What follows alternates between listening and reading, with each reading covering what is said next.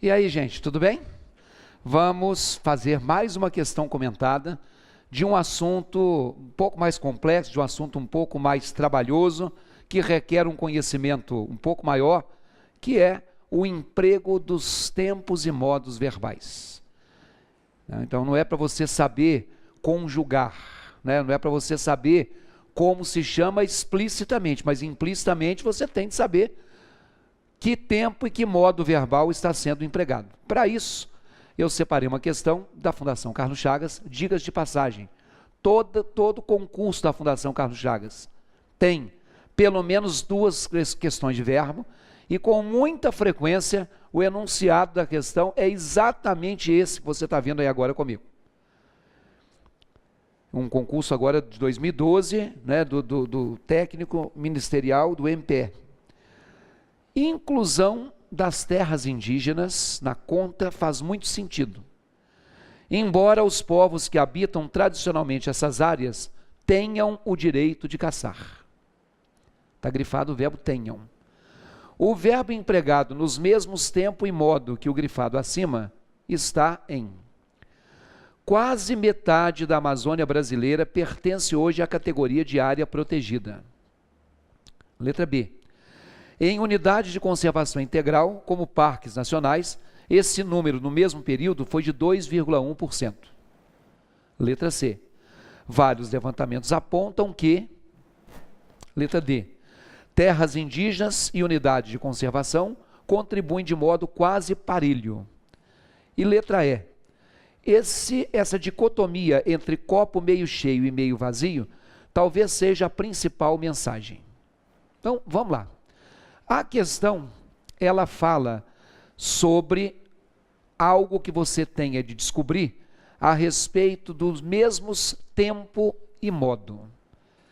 O que são os tempos verbais? Presente, passado e futuro. Ou especificamente presente, pretérito e futuro. O que chamam modos verbais? Modo indicativo, modo subjuntivo e modo imperativo. Então, uma dica.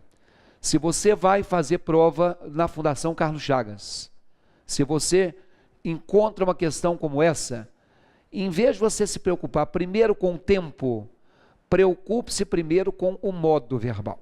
Olha a frase como estava no texto. Inclusão das terras indígenas na conta faz muito sentido. Embora os povos que habitam tradicionalmente essas áreas tenham o direito de caçar. Então é o seguinte, eu tenho que pensar dessa forma verbal, tenham. Quando eu falo sobre essa ideia de modos verbais, e quando eu disse a vocês que existe uma coisa chamada modo indicativo, o modo indicativo, ele está numa frase, por exemplo, como esta aqui, ó. A questão cobra o conteúdo sobre verbo. A questão cobra o conteúdo sobre verbo. Estou dizendo para vocês que o verbo cobrar aqui está no modo indicativo.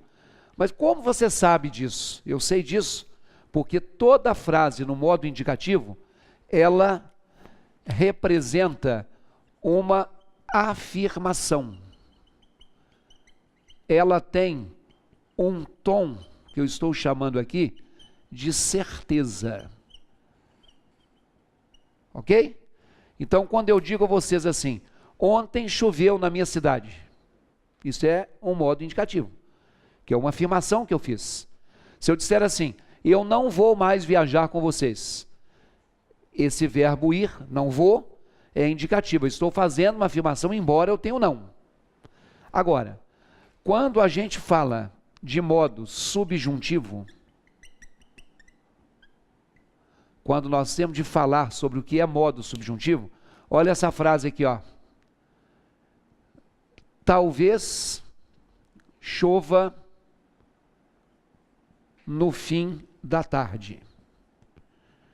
Então, estou te afirmando que esse verbo aqui, forma do verbo chover, é um verbo que está no subjuntivo. Como é que eu sei disso? Porque agora, ao dizer talvez chova no fim da tarde, eu não estou tendo a certeza. E por que eu não estou tendo a certeza? Porque eu coloquei alguma coisa em tom de hipótese. Talvez. Então, esse é o modo subjuntivo. Então, isso aqui é uma hipótese. E, portanto, se isso aqui é uma hipótese, o que nós temos aqui é um tom de dúvida. Então, nas questões da Fundação Carlos Chagas, sobre tempo e modo verbal, a primeira coisa que você vai fazer é ler as opções e procurar identificar qual delas ou quais delas são de certeza, qual delas ou quais delas são de dúvida. Vamos fazer isso agora? Pegue aí para mim de novo a questão, para você acompanhar comigo. Olha lá. Letra A. Quase metade da Amazônia brasileira pertence hoje à categoria de área protegida. Isso é uma afirmação, porque se eu estou dizendo que quase a metade da Amazônia pertence, eu estou afirmando algo em tom de certeza. Por isso que isso é indicativo. Aí é assim que você faz prova. Você lê, identificou com a certeza, vai lá do lado e coloca assim, indicativo. Letra B. Olha o que diz a letra B. Em unidade de conservação integral, como parques nacionais, esse número no mesmo período foi de 2,1%. Ou seja, se eu estou te informando, inclusive um percentual, eu estou afirmando. E se eu estou afirmando, isso é modo indicativo também. Então, anota do lado, quando a pessoa faz a questão, e vai para a letra C. Olha a letra C comigo. Vários levantamentos apontam que, claro que na hora da prova você vai ter a frase completa. Vocês viram que tem uma reticências, significando que a frase foi cortada. Mas ao dizer, vários levantamentos apontam que o Brasil está em 8º lugar. Vários levantamentos apontam que o país cresceu no seu PIB. Se eu estou dizendo que os levantamentos apontam, eu estou afirmando. E a letra C também é indicativo. Você viu que A é indicativo, B é indicativo, C é indicativo, vamos a D. A letra D, ela diz assim, terras indígenas e unidades de conservação contribuem de modo quase parelho. Eu estou dizendo que as duas coisas contribuem. Ou seja, estou também fazendo uma afirmação e a letra D é outra vez indicativo. Logo, a letra E deve ser a resposta. Olha o que ela diz. Essa dicotomia entre copo meio cheio e meio vazio talvez seja a principal. Olha aí, a partir do momento que eu falei talvez, eu passei para uma ideia de dúvida. E se eu passei para uma ideia de dúvida, isso é modo subjuntivo. Eu não precisei nem de olhar o verbo original, não precisei saber se é presente, se é passado ou se é futuro, eu só olhei o tom das frases. É o conselho que eu estou te dando.